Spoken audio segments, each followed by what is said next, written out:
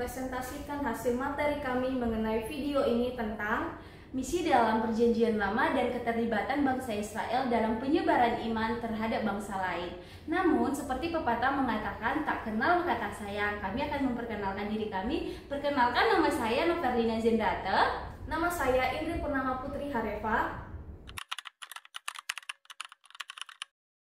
Pertama-tama kita perlu memahami pemilihan Allah terhadap bangsa Israel. Dalam Alkitab, mereka dipilih sebagai umatnya. Betul, mereka diberi tanggung jawab untuk menjadi saksi kebaikan dan keadilan Allah.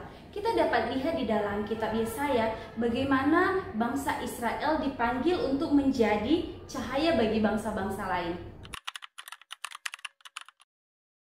Salah satu hal yang menarik adalah banyak nubuatan yang menunjukkan bahwa keselamatan akan datang kepada bangsa lain melalui bangsa Israel. Misalnya, kita dapat lihat di dalam kitab Yesaya pasal 49 ayat 6 dinyatakan bahwa bangsa Israel akan menjadi terang bagi bangsa-bangsa lain. Dan ini merupakan misi yang universal bagi bangsa Israel. Ketika kita beralih ke dalam Perjanjian Baru, kita melihat misi ini diperluas dengan kedatangan Yesus.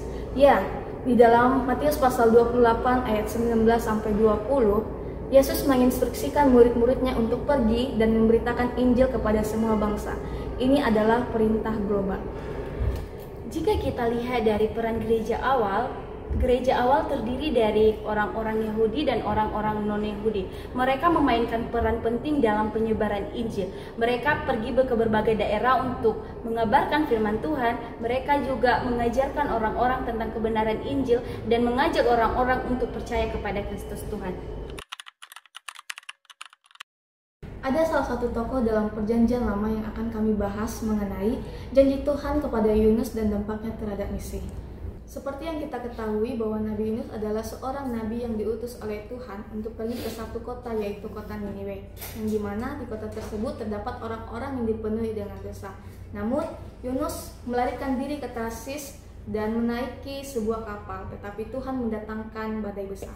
Ketika badai besar datang, Yunus mengakui kesalahannya dan dia meminta orang-orang yang ada di kapal untuk melemparkannya ke laut. Setelah dia dilemparkan ke laut, seekor ikan besar menelan Yunus. Dan di dalam perut ikan besar itu, Yunus berdoa kepada Tuhan dan berjanji akan melaksanakan tugas yang diberitakan oleh Tuhan.